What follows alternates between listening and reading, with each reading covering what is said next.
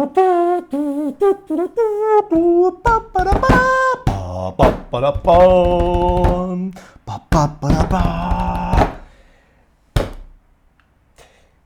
están, amigos y amigas? Tanto tiempo que no hemos conversado. Hace bastante tiempo que no hemos hecho ninguna clase cruda porque estamos súper ocupados. Pero los había echado de menos. Así es que quería compartir unas ideas con ustedes acerca de, no acerca de música esta vez, sino acerca de estrategias. Me gustaría compartir algunas ideas relacionadas a Carl von Clausewitz y una obra maravillosa que él hizo que se llama Von Krieg. Von Krieg quiere decir de la guerra. Es una obra que es monumental, ha sido una obra muy importante, no solamente en el ámbito militar, sino en una serie de otros ámbitos, porque acá estamos hablando de estrategia. Entonces hay una serie de conceptos que me gustaría poder trasladarlos desde el ámbito de esta estrategia militar al área del coaching, al área de la asesoría estratégica y en general a otras dimensiones de la vida en donde pudiese ser de gran utilidad. Hay algunos conceptos que me gustaría compartir. Por lo menos hay 5 conceptos que creo que son súper importantes. Es el concepto de centro de gravedad, el concepto de que la guerra es la extensión de la política, el concepto de la neblina de la guerra, la Trinidad y el triángulo que aparece constantemente de von Clausewitz y también un concepto que me parece que es muy interesante de tomar en cuenta, que es la defensa activa. Yo tengo un pequeño torpedo acá porque tengo buena memoria, pero no tanta. Así que necesito este torpedo. Pero eso es lo importante, es cómo llevar estos conceptos a otros ámbitos que nos pueden ser útiles en la vida cotidiana. Eso.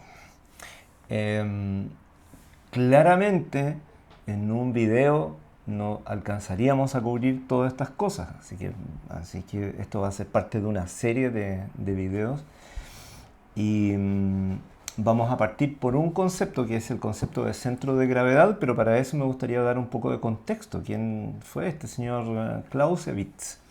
¿De qué estamos hablando acá? Bueno, entremos en materia. Yo tengo mi torpedo aquí, ¿okay? Primera cosa.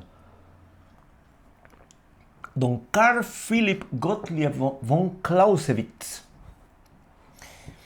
Este señor era prusiano y nació en Burg, que era el ducado de Magdeburgo, y él nació el 1 de junio de 1780. ¿Qué signo es 1 de junio?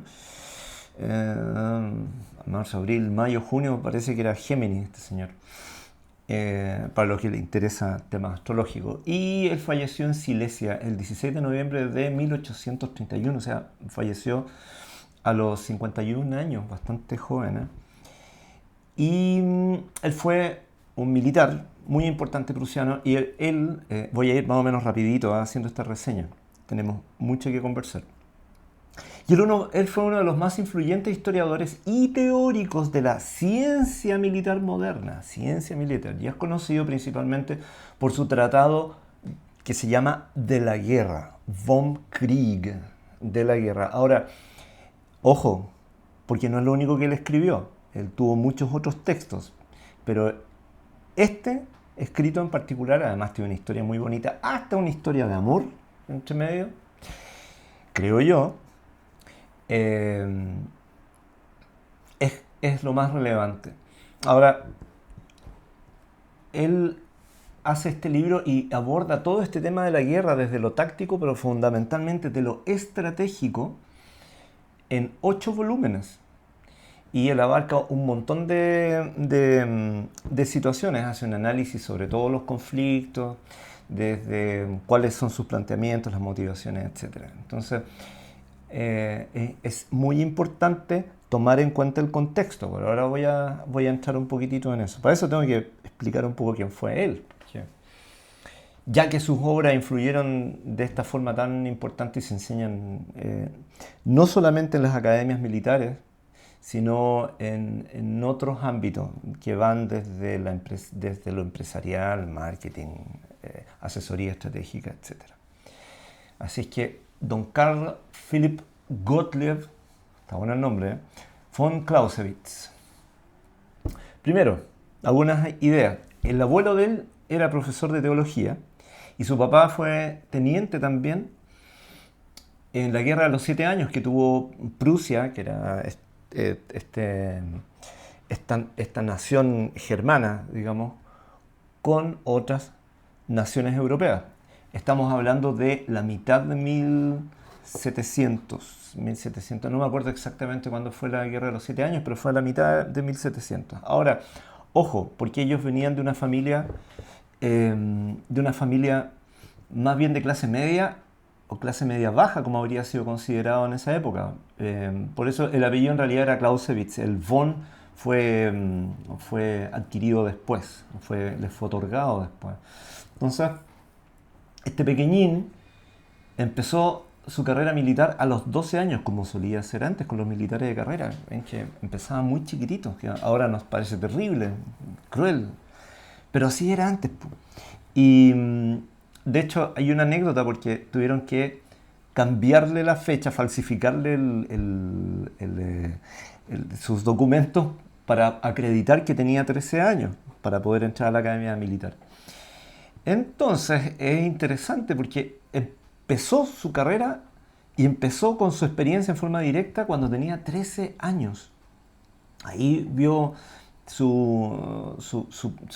tuvo el contacto con su primera batalla, digamos. 13 años. Era común, más o menos común en esa época. Si uno va a ver los registros de las edades a las cuales comenzaban los militares de carrera, era realmente eran muy chicos, eran realmente jóvenes. Entonces, después de ahí, durante los próximos 5 o 6 años, estuvo apostado en un lugar determinado, pero él se dedicó a investigar y aprender de todo, así como literalmente de todo: historia, filosofía, geografía, etc. Aprendió de todo y es el típico caso de la persona que durante un periodo fundamental de su desarrollo es totalmente autodidacta. Tenía tiempo, así es que se dedicaba a leer. Era un apasionado de la lectura. Y ahí fue muy influenciado por el pensamiento de Kant, de Hegel. En todo caso, toda esta cosa hegeliana está como medio de moda en esa época. Y es bien interesante cómo todo ese pensamiento hace un eco en él. Y cómo empieza a tener esta especie como de visión global de las cosas, que era bien interesante para la época. Ahora, hay algo que es decisivo, y es que él participa en las guerras napoleónicas, porque en un momento Prusia, que estaba en conflicto con Francia, porque Francia napoleónica empieza a expandirse, a ganar terreno por Europa, entran en conflicto con Prusia. Ya venía un antecedente previo en todo caso, pero si no me equivoco, fue en 1806, sí, fue entre 1806 y 1808. Clausewitz fue prisionero de los franceses, cayó prisionero junto con otros 25.000 prusianos porque tuvieron una derrota desastrosa. Y de hecho esto es importante, porque a partir de eso Prusia por un tiempo pasa a ser una especie de estado aliado satélite de Francia. Tienen que alinearse con las políticas de Francia, o sea, están totalmente sometidos a Napoleón. Y en esos 2 años se dedicó a estudiar y a reflexionar todo lo que había visto, y se dedicó a estudiar a los franceses, y se dedicó a estudiar en general y a reflexionar muchísimo. Entonces, ¿qué sucede en esos 2 años? Tiene un montón de conclusiones, y él cuando lo liberan, digamos, y va de vuelta a Prusia, él tiene un montón de ideas que son reformadoras, pero no tiene mucho eco porque en esa época estaban especialmente conservadores en Prusia, y además de eso estaban muy marcados por esta derrota que habían tenido con Francia. Entonces, ¿qué es clave acá? Súper clave. De que von Clausewitz escribe su obra y todas sus conclusiones no solamente desde la posición glorificada de la victoria, sino que lo escribe desde la derrota. Entonces, es muy importante eso porque él dice, bueno, esto es lo que hay que hacer, pero esto es lo que no hay que hacer. Eh, entonces eso es clave, ¿okay? La visión fría, objetiva, desde a donde él escribe su obra. Y esto es importante, ¿eh? Porque pertenece a una forma de ver las cosas muy objetiva, muy dura en cierto sentido, si se quiere. Ahora, les doy un dato. Hay un video bien interesante del Fernando Villegas por ahí en YouTube, donde hace un análisis que es bastante ligero, pero dice algunas cosas que son bien claves. Él analiza a Clausewitz y también analiza a, a Niccolo Maquiavelo con la obra El Príncipe. Entonces él dice, estos eran de la línea de los pensamientos, de los pensadores duros. Y usa un término que a mí me gusta, lo que dice Villegas, que dice, ellos no eran de las personas que no pertenecen a ese conglomerado de autores que anda evangelizando a todo el mundo con sus discursos morales de cómo tendrían que ser las cosas, o sea, con sus moralinas, digamos, sino que escribe lo que considera que es real, sin meter demasiado la cuchara desde lo que él considera que es correcto moralmente o no. Ahora, ojo, porque en toda obra es muy difícil que eso suceda. Tarde o temprano algo de eso se sale. No obstante, tú te das cuenta que el esfuerzo de Clausewitz es ser totalmente objetivo. Así que eso me parece que es muy valioso. Para no desviarme del tema, fallece de cólera a los 51 años, súper joven. Y acá viene un aspecto que es clave, fíjate. Y es que su obra se conoce gracias a su esposa, que se llamaba Marie von Bühler, se lo dije bien, Marie, me imagino, yo no hablo alemán, debería, pero no, es otra historia, después la cuento. Y su esposa, Marie, es quien compila sus apuntes una vez que su amado esposo fallece y se dedica por lo menos un año a organizarlos, porque Clausewitz ya tenía hecho la introducción, tenía algunos volúmenes, pero no los 8 volúmenes que son presentados. Y ella, con mucha dedicación, fue la que organiza toda esta información que él había dejado y finalmente la presenta a la editorial, y gracias a Marie es que conocemos esta obra maravillosa de von Clausewitz. Puro amor. Si eso no es amor, ¿qué es amor? Y es así como ve la luz von Krieg. Increíble, ¿eh? Cómo son las cosas. Entonces fue como una edición póstuma y que estuvo a cargo de su esposa. Así que eso es un dato que es bastante relevante en todo caso. Bueno, algunos conceptos de von Clausewitz importantes antes de entrar en terreno, ya que hoy nos vamos a dedicar al centro de gravedad según von Clausewitz. Algunas ideas. La guerra es la continuación de la política, quizás este es uno de los conceptos más claves, más conocidos de Clausewitz. La guerra es la continuación de la política y la política es la continuación de la guerra. Entonces dice, la guerra es igual que un duelo, pero a escala más grande. Más adelante vamos a ver que hay una idea que es clave, pero la voy a dejar enunciada ahora al tiro, y es que las acciones militares deben estar supeditadas a los conceptos políticos. Es decir, no es la política quien debe subordinarse a las intenciones militares, sino es el medio militar quien debe subordinarse a las estrategias y a las intenciones políticas. Y ese es el lineamiento. Otra idea es que la guerra se trata de someter al adversario a nuestra voluntad, inmovilizándolo o anulándolo por distintos medios.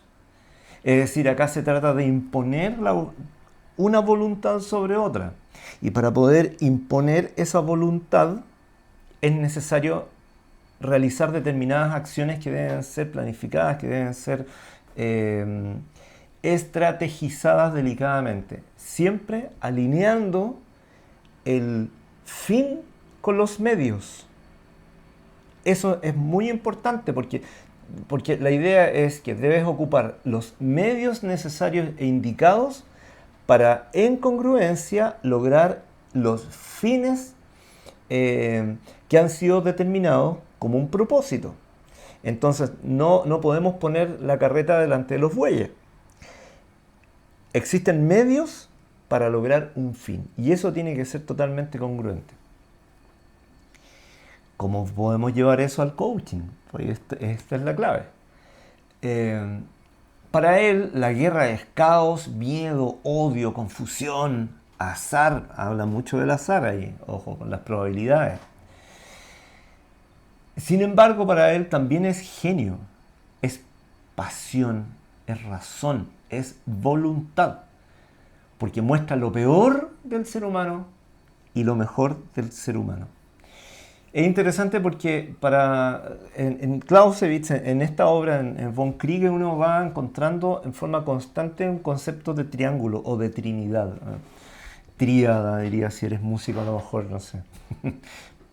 La trinidad en conceptos como, por ejemplo, el pueblo, el gobierno y el general, referido a las fuerzas militares.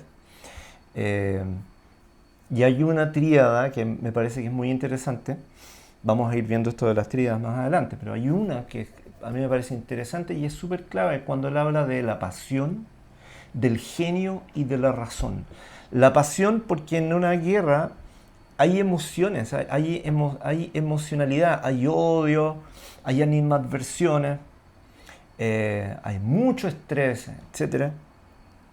Pero también está el genio, está esta parte intuitiva, está esta cosa de salir con la innovación, con la intrepidez. Pero todo eso debe estar supeditado, según Clausewitz, a la razón. La razón es lo que debe articular todo esto y ser capaz de controlar tanto la pasión como el genio. ¿Cómo podemos ir llevando esto a la vida cotidiana? ¿Cómo lo podemos ir bajando a lo práctico? A estas batallas que tenemos que ganar todos los días, ¿no? A veces son batallas internas, a veces son batallas simbólicas, a veces son reales. En fin. Ok. Comillas. En relación a las condiciones predominantes de ambas partes. De ellas saldrá y se formará un centro de poder y movimiento, del cual dependerá todo, y el golpe concentrado de todas las fuerzas deberá dirigirse a este centro de gravedad del enemigo. Si con ello el enemigo pierde su equilibrio, no debe dársele tiempo para que lo restablezca. Es decir, lo boto y lo remato. Ese es el concepto de centro de gravedad de von Clausewitz, que no siempre es bien comprendido. Ahora, hay una historia que me parece que es bien entretenida. Y es cómo es que se le ocurrió esta cosa a von Clausewitz. Lo que pasa es que dice la historia, esto no aparece ni en la Wikipedia ni en muchos lados, hay que averiguarlo, Parece ser de que Clausewitz en algún momento fue a una conferencia de un físico alemán que se llamaba Paul Hermann. Y Hermann ahí presenta la idea de gravedad. Clausewitz es un tipo muy inquieto intelectualmente, entonces le interesaba el arte, le interesaba la filosofía, le interesaba la ciencia. Entonces va a esta conferencia en algún momento y se entera de esto. Y dice, el centro de gravedad es la fuente de todo poder y movimiento, del que todo depende. Entonces, haciendo este paralelo, A es el punto donde las fuerzas de la gravedad convergen dentro de un objeto. B es el punto en el cual al aplicar una fuerza el objeto se moverá eficazmente. Y C, si se golpea al centro de gravedad con bastante fuerza, es posible que el objeto pierda su equilibrio y caiga. ¡Pum! Ese es el centro de gravedad y esa es la importancia del centro de gravedad. Entonces Clausewitz dice, bueno, llevémoslo al ámbito estratégico, llevémoslo al ámbito militar. Y yo digo, llevémoslo de ahí al ámbito del coaching, llevémoslo al ámbito de la asesoría, llevémoslo al ámbito del desarrollo personal. ¿Cuál es el punto de equilibrio? ¿Cuál es nuestro centro de gravedad? Bueno, de ahí, con permiso que ya me sé Clausewitz dice, bueno, hay por lo menos 6 aspectos o 6 ideas, 6 puntos que pueden ser un centro de gravedad. El primero es el ejército enemigo. El segundo es la capital. El tercero es el principal aliado, o sea, el aliado, las alianzas pueden ser un centro de gravedad, ya lo vamos a ver. El cuarto dice la narrativa o la fuerza moral del enemigo, ese también puede ser un centro de gravedad. El liderazgo sería otro, o la misma gente cuando uno busca levantar a la gente o aplacar, amainar a la gente. Y este centro de gravedad, por lo tanto, puede ser tanto tangible como intangible. A modo de ejemplo, el ejército, ojo, antes que se me vaya, esto es imprescindible, es fundamental determinar el centro de gravedad del enemigo, pero es fundamental determinar el centro de gravedad de uno, el centro de gravedad de tu organización. ¿Cuál será el centro de gravedad de mi familia? ¿Cuál será mi propio centro de gravedad en un momento, en un lugar, en un contexto determinado? ¿Cuál será el centro de gravedad de mi equipo de fútbol?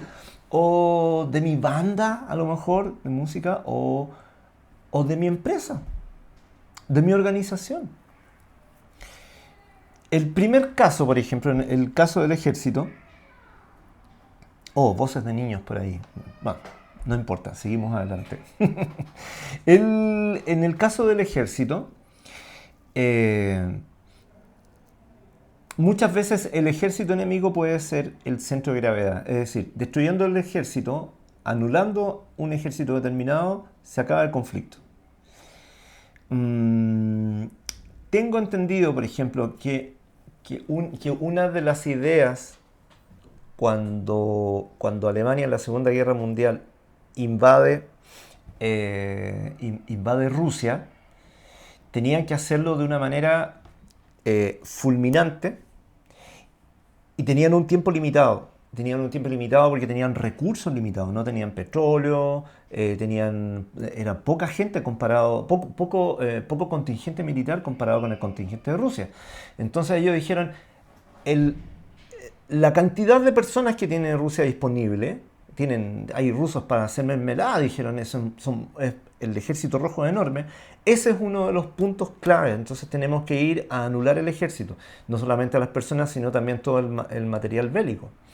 Y acá es interesante, porque a su vez, ¿cuál puede haber sido la lógica del otro lado? Del otro lado dijeron, ¿cuál será, en este ataque en particular, cuál será el centro de gravedad de Alemania? El tiempo. Ese es el centro de gravedad, porque ellos tienen poco tiempo, porque tienen recursos limitados y además de eso, por algo que a los rusos les había resultado 200 años antes con Napoleón, ¿cierto? Que era el general invierno. El invierno se aproximaba. Los alemanes tuvieron que invadir primero Rusia cuando hacía calor, por el clima. Y por el clima y por los recursos limitados era que tenían que llegar rápido. Entonces es interesante cuando desde los dos lados cada uno es consciente del centro de gravedad del otro y también eres consciente de tu propio centro de gravedad. El segundo es la capital, que creo que eso es un ejemplo para seguir con la Segunda Guerra. Creo que eso fue, por ejemplo, cuando en 28 días, producto de la Blitzkrieg o la guerra relámpago, que también nace de von Clausewitz, los alemanes, si no me equivoco, en 28 días, a partir del 1 de septiembre del 39, hacen una especie de tenaza y llegan a la capital en Polonia. En 28 días determinaron el centro de gravedad y, si no me equivoco, ojo, podría estar equivocado, dijeron, ese es el centro de gravedad porque es ahí donde se están tomando todas las decisiones. Si nosotros llegamos a la capital, se acaba la guerra. Eso ha sucedido en otras ocasiones también, en otras guerras. Eh, es interesante el tema del centro de gravedad porque es algo, según entiendo, según creo, algo que ha sido intuido durante mucho tiempo por los estrategas de la historia. Lo que pasa es que Clausewitz, él lo sistematiza y le pone nombre. Eh, Hay varios ejemplos que me gustaría ir dando después. Ahora, otro ejemplo es el principal aliado. Eh, Voy a retroceder unos cuantos años antes. Si uno piensa, por ejemplo, cuando comenzó la guerra, la primera guerra, con el conflicto de los Balcanes y cuando empieza con el tema de Serbia y el Imperio Austrohúngaro, uno diría, ¿cuál era el centro de gravedad de Austria-Hungría? Su principal aliado, porque era Alemania. Entonces, si tú le dabas a Alemania, Austria-Hungría no tenía el soporte para poder seguir adelante. Y así una serie de ejemplos que uno pudiese encontrar en la historia. Yo me imagino... no, mejor no me voy a meter ahí porque va a ser un poco conflictivo. Sigamos adelante y tal vez lo voy a tomar un poco después. Otro caso, por ejemplo, es la narrativa, y acá es donde entramos a este terreno de que los centros de gravedad pueden ser tangibles o intangibles. Eh, la fuerza moral de un pueblo puede transformarse en su centro de gravedad. Cuando tú rompes la capital, les rompes el ejército, ellos siguen resistiendo y siguen resistiendo y siguen resistiendo, hacen guerra no convencional, guerra de guerrillas, y se mantienen y se mantienen y se mantienen, y de repente no te das cuenta y lograron expulsarte. Probablemente fue la ideología, la identidad, la, la fuerza que viene desde sus creencias como comunidad lo que los mantuvo cohesionados, a pesar de haberse quedado sin capital, sin ejército, sin recursos. Eh, hay algunos casos... hay algunos casos en la historia que si uno se pone a revisar, uno pudiese decir, mira, estas personas se levantaron cual ave fénix y lograron expulsar al invasor. Entonces, ojo, porque los centros de gravedad van cambiando, como vamos a ver más adelante, pero también pueden ser tanto tangibles o intangibles. Eh, las comunicaciones, los medios, la propaganda, eso puede ser algo muy gravitante. Y no es, digamos, tangible, no lo puedes tocar. No, ¿sí? El liderazgo sería como la quinta idea del centro de gravedad. En algunos casos tú logras anular al líder, y al anular al líder anulas toda la iniciativa y se viene abajo toda posible defensa y significa la derrota de tu adversario. Se me cruza por la cabeza lo que sucedió con Alejandro Magno, pues si bien él murió joven y no se sabe muy bien. Claro, fueron aparentemente causas naturales, no es que lo hayan asesinado, digamos, o directamente no murió en batalla. Pero fíjate lo que sucedió una vez que muere Alejandro Magno tan joven. Todo lo que ellos habían logrado como ejército macedonio, llegar hasta Oriente, conquistar Persia, etcétera, etcétera, una vez que él fallece, no logran ponerse de acuerdo, hay una serie de conflictos de sucesión. Él ya había repartido lugares, lugares, naciones, etcétera, entre sus generales, etcétera. Pero una vez que él muere, no son capaces de mantener este imperio. ¿Por qué? Porque hubo conflicto. Entonces, ahí me parece a mí que hay un caso de liderazgo. Muere el líder, se viene abajo esto. Y así podemos encontrar una serie de ejemplos. Y a veces el sexto sería la gente, cuando uno quiere hacer ingeniería social. Es decir, cuando quieres levantar a un pueblo en contra de sus propios líderes o cuando quieres aplacarlo. Para eso es donde entra la idea de la guerra no convencional, ¿no? Eh, es como de pronto a través de se le llamar algo así como soft kill, ¿no? Es como a través de estrategias no convencionales, ideológicas, subliminales, etcétera, vas haciendo ingeniería social. Tú puedes ir socavando la voluntad, la ideología, la identidad de un pueblo y tú puedes ir a través de ciertas acciones estratégicas, no necesariamente a corto plazo, sino más bien a medianos plazos, pienso yo, por lo menos, puedes ir realizando eh, ingeniería social. Ahora, ojo, porque esto que tal vez antes llevaba muchos años, hoy por hoy a través de los medios, redes sociales, etcétera, que antes no existían, puede ser acelerado. Es un proceso que puede ser mucho más rápido que lo que era antes. Eh, Eso, entonces, ejército, capital, principal aliado, narrativa o fuerza moral, liderazgo y las personas, la gente. ¿Sí?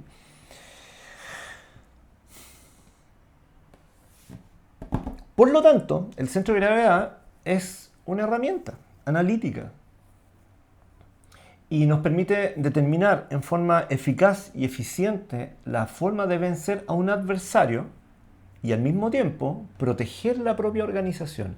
Ahora, puede ser un adversario, pero ese adversario no necesariamente, si lo llevamos fuera del contexto beligerante, digamos, podría ser un adversario de otro tipo.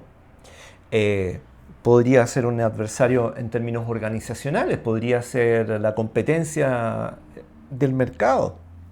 A lo mejor el adversario a derrotar puede ser un asunto en uno mismo, quizás una creencia incluso pudiese ser alguna suerte de adversario.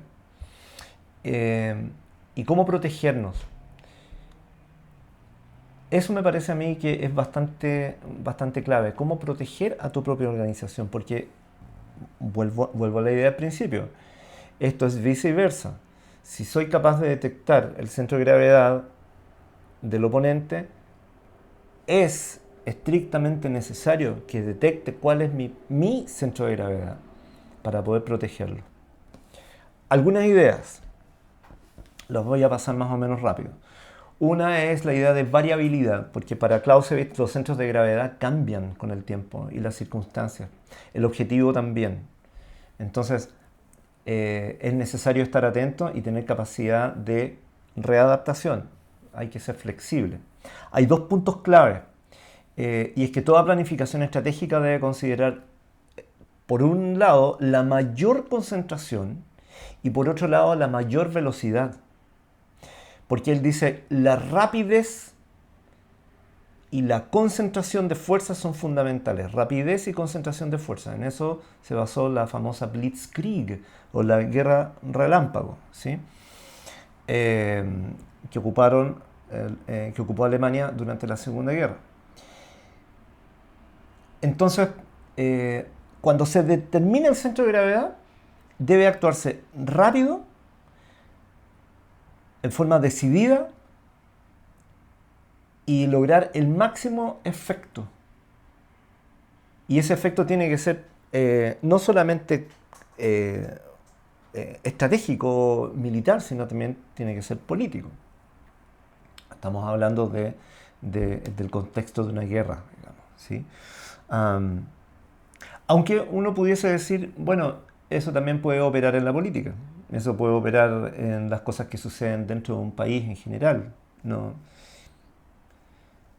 Pero el tema es la decisión de cómo es que hay que actuar. Entonces, la mayor concentración hay que enfocar y mayor velocidad. Entonces yo digo, cuando nosotros nos enfrentamos a ciertas situaciones en la vida,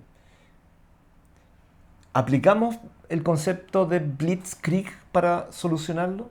Si tu organización se ve enfrentada a una situación determinada, a una amenaza, a un adversario, ya sea tangible o intangible, ¿tienes incorporado tú y tu organización el concepto de blitzkrieg? O sea, lo vamos a resolver rápido, lo vamos a razonar rápidamente, lo vamos a resolver, nos vamos a enfocar y vamos a ser efectivos, vamos a ser veloces.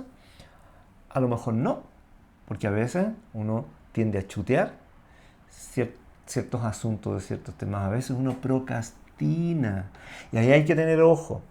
Y me acuerdo siempre de esta idea es: ataca el problema antes que el problema te ataque a ti, que a veces a uno le toma muchos años llegar a comprender. Ataca el problema antes que el problema te ataque a ti. Anticiparse, velocidad y concentración. Y por eso es punto clave, es buscar dónde tiene que ser aplicada la mayor concentración. Ese es en el fondo el concepto del centro de gravedad, es dónde. Ahora, en coaching le llamamos, por ejemplo, puntos de palanca.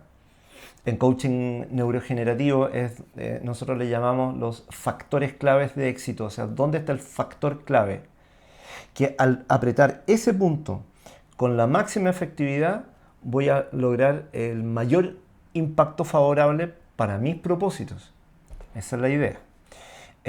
La trinidad del combate para él era el ambiente, la suerte, la probabilidad. A mí me llama mucho la atención de que Clausewitz hable de la suerte y de la probabilidad. Porque dice, son factores que hay que considerar. Y a mí eso me suena mucho también desde el coaching a aquellas cosas que dependen de ti y aquellas cosas que no dependen de ti, y cómo poder anticiparte a aquellas cosas que dependen de ti y a las que no dependen de ti. Por otro lado, él habla de la total anulación del enemigo, porque debe darse el golpe rápido, decisivo al centro de gravedad del enemigo y luego perseguirlo. Y esto a mí me hace mucho acordar a lo que hizo Alejandro Magno en la batalla de Gaugamela, cuando se enfrenta a Darío, porque la batalla de Gaugamela es una obra maestra, si uno lo analiza, de la guerra de maniobra. Los persas estaban instalados hacía días ahí, habían organizado todo de una manera determinada. No voy a entrar en los detalles, eso lo podemos conversar otro día, porque no viene al caso extenderme demasiado, pero sí, ¿qué fue lo que hizo Alejandro Magno en una inferioridad numérica notable? Él determinó dónde estaba Darío, porque Darío era el que estaba dando todas las órdenes. Entonces él dijo, si yo doy con el rey persa, yo doy con Darío, entonces desarticulo a este ejército, por una razón muy sencilla. La mayoría del ejército persa, ojo acá, eran tomados de diferentes naciones. No tenían un sentido de identidad total. Y había muchos mercenarios también. En cambio, los griegos, ellos luchaban, como ya lo habían hecho durante mucho tiempo contra los persas, luchaban como una sola unidad ideológica, nacional. Además hablaban el mismo idioma. Ojo, en el ejército persa no todos hablaban persa. Entonces él dice, si yo doy con Darío, yo acabo con esta batalla en inferioridad numérica. Y aprovechó un momento en donde hubo una brecha y se lanzó contra Darío y estuvo a punto, pero fue tal la decisión y fue tal la precisión de Alejandro Magno que cargó en persona contra el rey que Darío tuvo que huir, y cuando él huye, el ejército se descabeza y en vez de mantenerse peleando los persas, empezaron a dispersarse. Alejandro no lo persiguió mucho más y tuvo que tomar una decisión porque tuvo que volver a reforzar ciertas partes de la falange griega, Macedonia, para, para poder finalmente terminar con esta batalla. Bueno, Darío muere un año después, es toda una historia, pero a mí me hace acordar mucho eso, tengo que perseguirlo. Es decir, es la anulación completa. Ahora, esto está relacionado con una clave que nos da Clausewitz, y es esto. Me llama mucho la atención esto, cómo uno lo puede llevar de nuevo a la vida cotidiana. Es lo corto minimiza el azar y los errores, mientras que lo largo promueve los errores y posibilita los errores. Por eso él dice, hay que ser proactivo, dar el golpe rápido, decisivo, perseguirlo, no darle tregua, eliminarlo. Porque si tú lo alargas demasiado una situación, tú la estiras y estiras y estiras innecesariamente, van a haber errores no forzados, como se dice en tenis, y se empiezan a mover esos errores y se posibilitan. Entonces, ¿para qué hacer la cuestión floppy laxa si la podemos eliminar, la podemos resolver en forma decidida, rápido?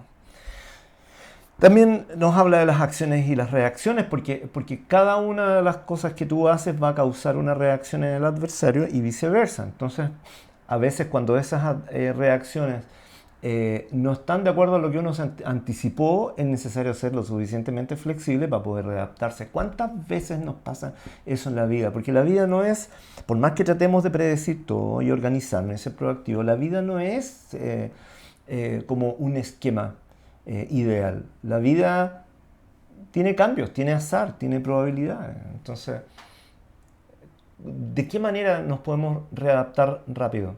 Por eso él dice, el que reconoce más rápido y reacciona más rápido, gana. Eso creo que es clave. Eso sobre el centro de gravedad. Ahora, hay algunas ideas que se me ocurren. Primero, se me ocurren tres cosas. Una es, una vez que tú detectas tu propio centro de gravedad, como organización, como nación, como ejército, como ser humano, en una situación determinada, en un contexto determinado. Número uno es cómo yo refuerzo mi centro de gravedad. Creo que es necesario reforzarlo, evitar toda posible vulnerabilidad de mi centro de gravedad. El segundo es cómo de alguna manera pudiese, dependiendo del contexto, dependiendo de la situación, cómo uno pudiese repartir ese centro de gravedad, cómo uno pudiese descentralizar ese centro de gravedad cuando es necesario para poder proteger la integridad, proteger la totalidad.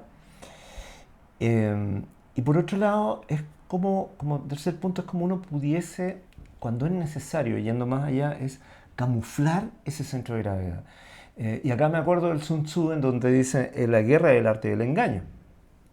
Entonces, quizás en ciertas ocasiones, beligerantes, ocasiones políticas, tal vez es necesario camuflar el centro de gravedad, como esos pescaditos que bajan y son capaces de camuflarse con el coral, o algunos se camuflan con el fondo del mar, con la arena que está ahí, con el fango. A veces tal vez es necesario, ocupar señuelos, que el oponente piense que el centro de gravedad es 1, es X, cuando en verdad el centro de gravedad es Y. A veces es necesario el arte del engaño en ese sentido. Luego, si voy más allá, y acá es donde quiero llegar, es cómo pudiese aplicar estos conceptos de centro de gravedad en las diferentes dimensiones de la vida. ¿Qué preguntas puedo hacerme que estén relacionadas al centro de gravedad, ¿qué preguntas me haría en lo cotidiano? Cuando surgen situaciones que debo resolver, situaciones que pueden ser desde situaciones o a lo mejor pueden ser problemas si tienen una magnitud un poco más grande o a lo mejor puede ser una catástrofe, ojalá que no, digamos, pero ¿cómo puedo detectar ese centro de gravedad y actuar directamente sobre él? También se me ocurre pensar es en coaching o en asesoría estratégica, cómo pudiese llevar este concepto del centro de gravedad. ¿Cómo puedo hacerme preguntas y hacer preguntas que estén inspiradas en este concepto para, en el último caso, para poder facilitar de mejor manera el proceso de quienes acompañamos? Incluso en terapia, ¿por qué no? Entonces, ¿cómo tomamos desde acá, desde este contexto, y lo vaciamos en este otro contexto? Para ir cerrando por ahora el tema del centro de gravedad, me gustaría dejar una idea. Um, comillas. Uh, la estrategia determina el lugar donde habrá de emplearse la fuerza militar en el combate, el tiempo en que ésta será utilizada y la magnitud que tendrá que adquirir. Esa triple determinación asume una influencia fundamental en el resultado del encuentro. Cierro comillas. Gracias, Carl. Ahora, si tomamos esta idea de Clausewitz y la llevamos al coaching o a la asesoría estratégica o incluso a terapia, ¿qué nos está diciendo? Nos está diciendo, existe un dónde, existe un cuándo y existe un cuánto. No solamente un qué. Existe un dónde, existe un cuándo y existe un cuánto. Es decir, hay contextos, hay tiempos y hay cantidades. Entonces, ¿de qué manera para resolver estas situaciones? Y ahí de nuevo me viene de nuevo esta idea de alinear los medios con el fin. ¿De qué manera somos conscientes y resolvemos los contextos? ¿De qué manera somos conscientes y resolvemos los tiempos? ¿Cómo coordinamos en los tiempos? ¿Y cuáles son las cantidades? Es decir, especificidad. Hay que ser específico. Eso con el centro de gravedad por ahora. Eso con von Kriege y don Carl von Clausewitz por ahora. Espero que sea de utilidad. Dice, me atravesó un estornudo justo al final. Espero que sea de utilidad. Espero de verdad con mucho cariño que sea útil. Eso.